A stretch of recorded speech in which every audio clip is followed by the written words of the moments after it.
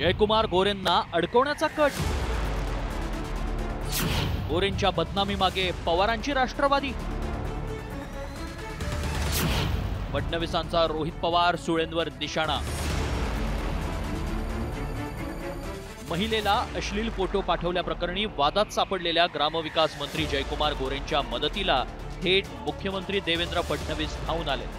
जयकुमार गोरेंवर महिलेचा छळ केल्याचा आरोप करण्यात आला होता। या प्रकरणी विरोधकांकडून गोरेंच्या राजीनाम्याची मागणी केली जात होती। मात्र आता या प्रकरणात नवा ट्विस्ट आलाय। जयकुमार गोरेंच्या बदनामी मागे पवारांच्या राष्ट्रवादीचा हात असल्याचा आरोप करण्यात येतोय।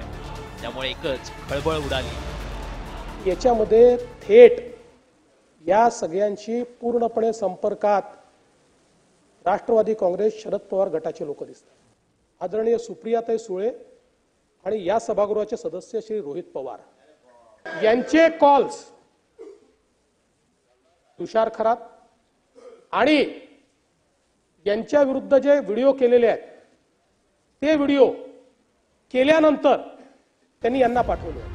तर मंत्र्याला वाचवण्यासाठी मुख्यमंत्र्यांनी आपलं नाव घेतल्याचा पलटवार रोहित पवार आणि सुप्रिया सुळेंनी केलाय। एका नेत्याला वाचवायसाठी महिलेच्या बाबतीत त्या नेत्याने काय काय केलं या हायकोर्टच्या ऑर्डरमध्ये तिथं दिलेलं आहे। अशा महिलेबद्दल नकारात्मक भूमिका आणि विचार असणाऱ्या व्यक्तीला वाचवण्यासाठी सुप्रियाताईचं नाव आणि माझं नाव जर तुम्ही घेत असाल तर महिलेला वाचवण्यासाठी, महिलेला न्याय देण्यासाठी आम्ही सर्वजण नेहमीप्रमाणे त्या ठिकाणी लढतो। आम्ही मात्र त्या ठिकाणी एन्क्वायरीला यायला तयार आहे। मग 1 कोटी रुपये कॅश कुठून आले एवढंच मी बोललेले। माननीय देवेंद्रजींनी अनेक नावं त्याच्यात घेतली, त्यातल्या कुठल्या व्यक्तीला मी भेटलेले नाही आणि मी त्यांना ओळखतही नाही, मला नावही त्याच्यातली माहिती नाही। आणि माझं स्पॉट लोकेशन हे तुम्हालाही सगळ्यांना माहिती असतं आणि आजकालच्या तंत्रज्ञानामुळे कॅमेराजमुळे कोण कुठे गेलं, काय गेलं, भेटलं हे सगळ्यांनाच माहिती असतं। त्याच्यामुळे मी कुणाला भेटले वगैरे हे मी पारदर्शक आयुष्य जगते।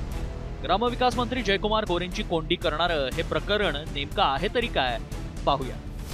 2016 गोरेंनी महिलेला अश्लील फोटो पाठवल्याप्रकरणी गुन्हा दाखल।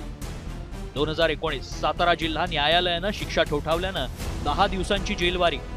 2019 माफीनाम्यानंतर महिलेनं गोरेंविरोधातील तक्रार मागे घेतली। 2025 गोरेंकडून त्रास दिला जात असल्याचा आरोप करत महिलेची तक्रार। या प्रकरणी अर्थसंकल्पीय अधिवेशन चांगलंच गाजलं। तर रोहित पवारांनी जयकुमार गोरेंच्या हकालपट्टीची मागणी केली आहे। 22 मार्च 2025 ला 1 कोटींच्या खंडणी प्रकरणी पोलिसांनी ट्रॅप लावून महिलेला अटक केली। त्यानंतर गोरेंनी 1 कोटीची रक्कम कुठून आणली असा सवाल उपस्थित केला जातोय। मात्र राजकीय शत्रुत्वातून हे प्रकरण समोर आलंय की यामागे आणखी काही वेगळं कारण आहे, याचा सखोल तपास होण्याची गरज आहे। ब्युरो रिपोर्ट, साम टीव्ही।